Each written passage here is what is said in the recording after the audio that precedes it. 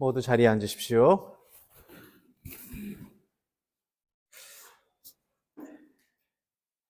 성부와 성자와 성령의 이름으로 아멘.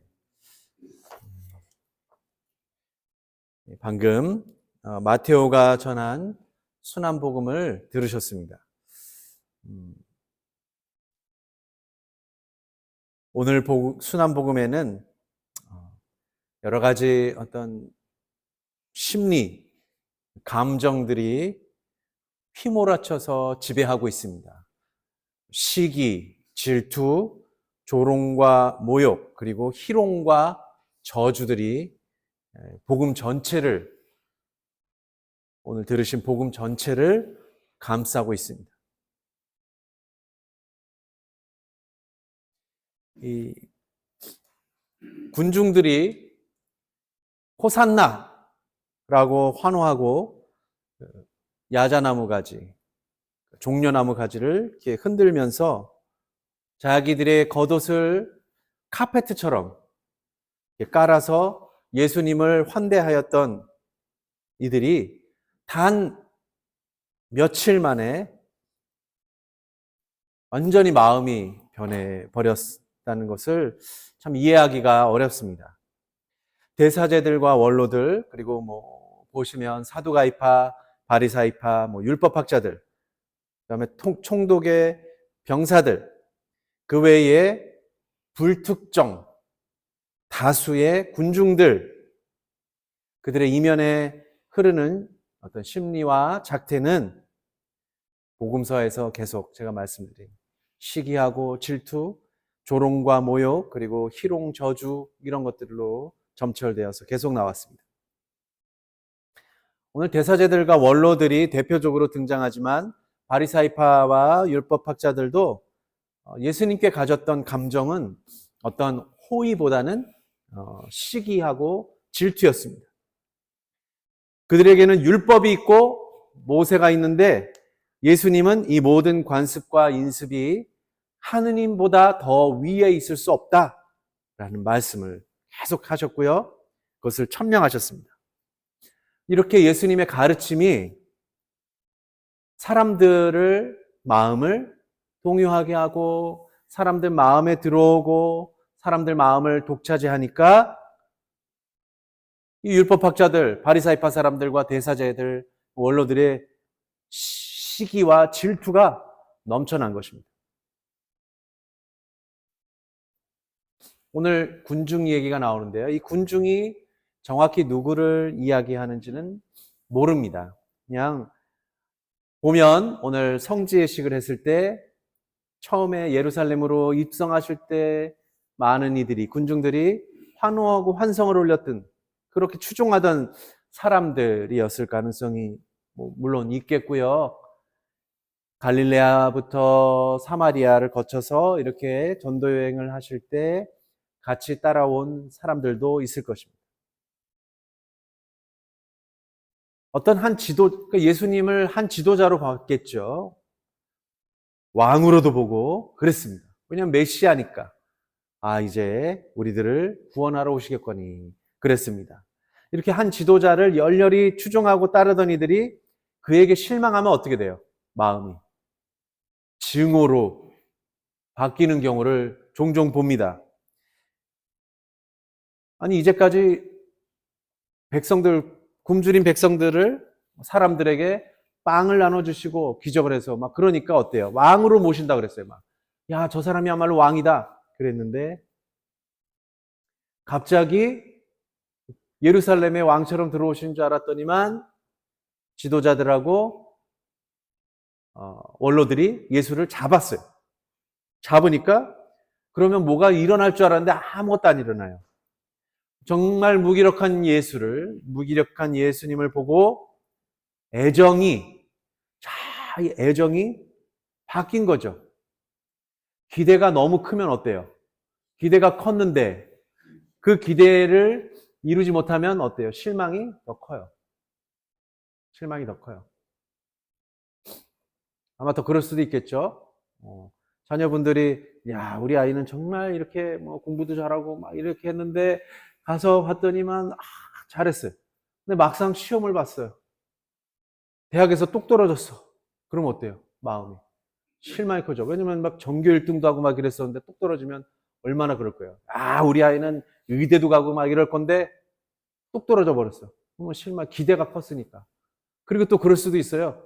아, 우리 아이, 이 사람은 우리 가문을 일으켜 세우는 정말 잘했는데 갑자기 여러 가지 잘못된 일을 해가지고 그 일을 이루지 못했어요. 그럼 사람들이 실망감이 더 커요. 왜냐면 워낙 똑똑하고 잘나고 그랬으니까.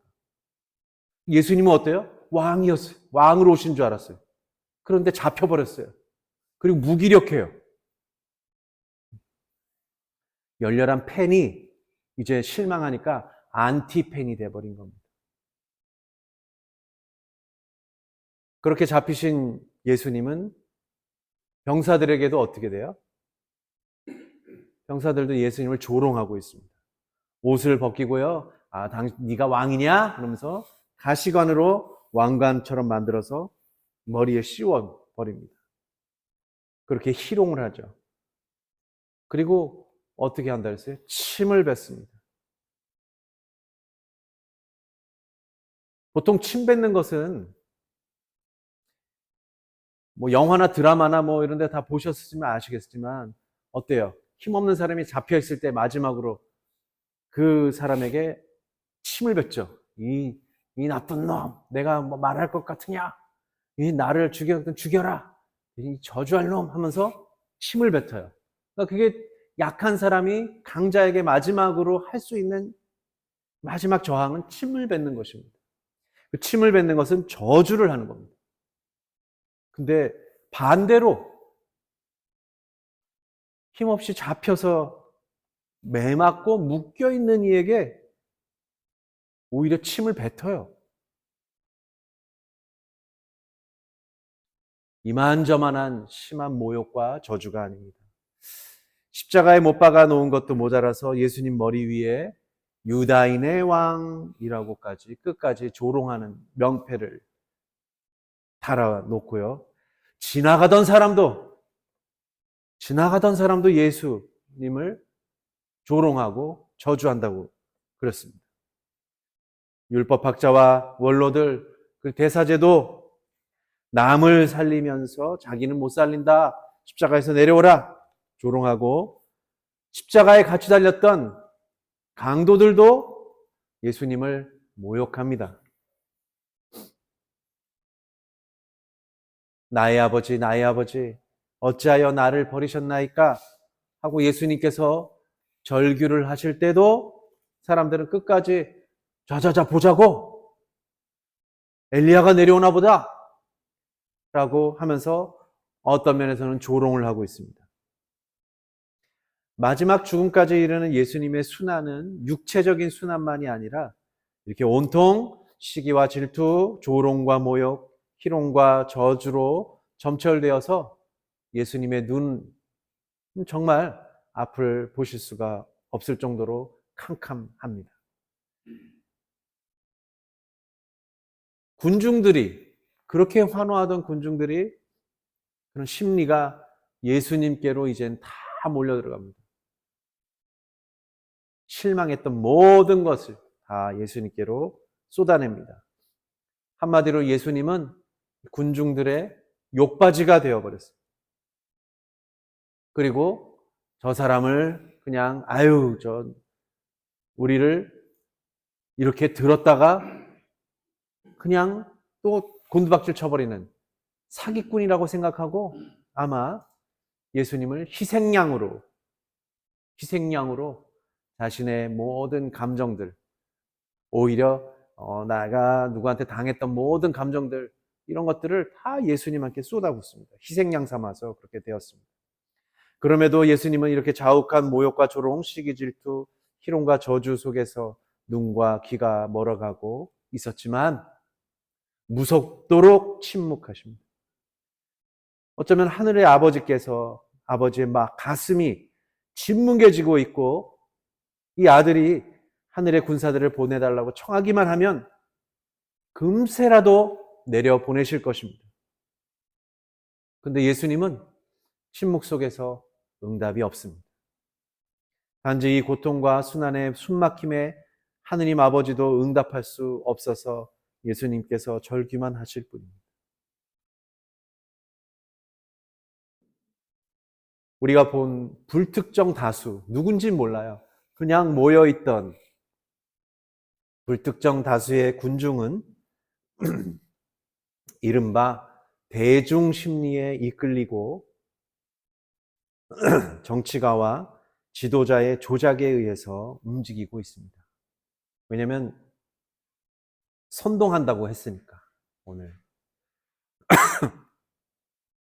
우리도 어느 정치인이나 지도자나 선한 사람들이 있어도 소문으로만 듣고, 그리고 누군가가 이렇게 조작한 이야기만 듣고서 선동되어서 욕하고 저주하고 조롱과 모욕을 가하기도 합니다. 2차 세계대전 때 히틀러라는 사람도 이 군중 심리를 잘 이용해서 유대인들이 우리들의 재산을 다 가져간다 해서 집단 수용소로 가서 죽였죠. 또 우리 독일인이 아리안 민족인데 이 장애인들 때문에 아리안의 순수한 혈통이 더러워진다. 장애인들 다 잡아다가 집단 수용소로 가서 죽였습니다. 그럼 독일의 히틀러만 그랬느냐? 유럽의 백인들, 미국의 백인들은 어땠습니까? 흑인들의 피가 더럽다고 했습니다. 그리고 열등하다라고 했습니다. 우리가 그래서 어떻게 할 수 있어요? 조작된 이론, 누군가가 이렇게 잘못 만들어진 이론으로 사람들을 덮씌워서, 그러니까 당연히 얘네들은 우리가 노예로 부리고 그냥 때려도 되고 죽을 때까지 일시켜도 된다라고 했습니다. 그런 사람들이, 흑인들이 대략 2천만 명 이상이 죽었다고 합니다. 아프리카에서 유럽과 미주 지역으로 이렇게 가다가 죽은 사람들, 흑인 노예로 살면서 죽은 사람.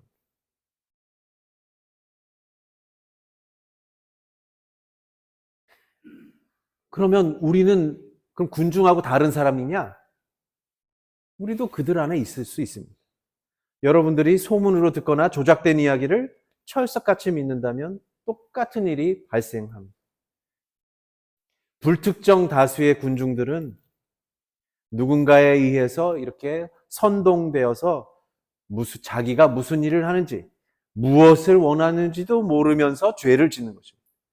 그리고 누군가를 희생양으로 삼아서 심리적으로 대리 해방을 느끼는 겁니다. 과연 우리는 누구일까요? 그냥 불특정한 다수의 군중일까요? 이 불특정한 다수의 군중에서 우리가 벗어나려면 그리스도인이라는 정체성을 가져야 합니다. 나는 그리스도인이다. 나는 다름 아닌 나의 죄, 우리의 무지와 우리가 불특정 다수의 군중 심리에 휩쓸렸기 때문에 그리스도께서 순환과 죽임을 당하셨다는 사실을 알아차려야 합니다. 그리고 그 점을 내가 예수 그리스도의 말씀이 아니라 그냥 누군가의 말을 들어서 그 사람을 저주하고 조롱하고 모욕했다는 것을 알고서 뉘우치는 그리스도인, 바로 그런 그리스도인이라는 정체성을 가지는 자가 불특정 다수의 군중 심리에서 벗어납니다. 예수님은 이 모든 조롱과 모욕, 저주를 감내하십니다. 어떤 대꾸도 아닌 침묵으로 일관하십니다. 군중들에게 어떠한 말씀과 대꾸가 소용없었다는 것을 아셨을 것 같습니다. 그러나 우리들의 모든 죄악을 낱낱이 하느님 아버지께 고하고 싶은 마음을 그냥 완전히 닫아 걸고 한마디도 하지 않기로 처음부터 결심하신 것 같습니다.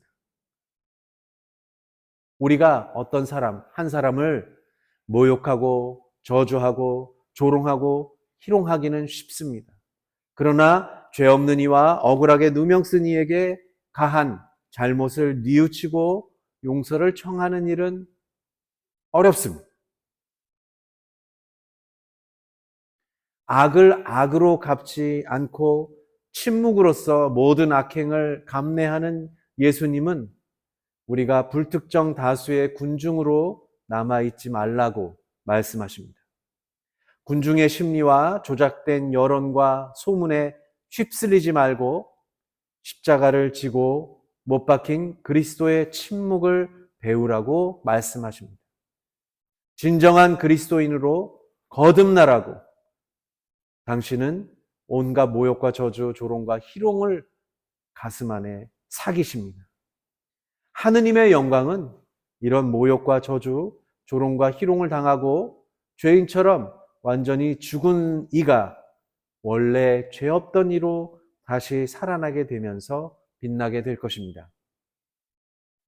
교우 여러분, 이 마지막 성주간, 특히 다가올 파스카 성삼일, 성목요일, 성금요일, 그리고 부활 전야, 이 파스카 성삼일에 이름 없는 군중이 아닌 죄인이며 회개하여 뉘우치는 그리스도인이 됩시다. 그리스도를 본받고 그리스도를 따르기 위해 그리스도인으로 정체성을 지키는 사람이 됩시다. 군중이라고요? 군중이 아니라 누가 되라고요? 그리스도인. 누군가를 저주하고 조롱하고 희롱하기 쉬운 군중이 아니라 예수 그리스도의 고난에 동참하기로 마음 먹고 침묵으로 악을 이겨내는 그리스도인이 됩시다. 은총의 사순식이 성주간을 거룩하게 지내시기를 청하면서 기도합니다. 성부와 성자와 성령의 이름으로.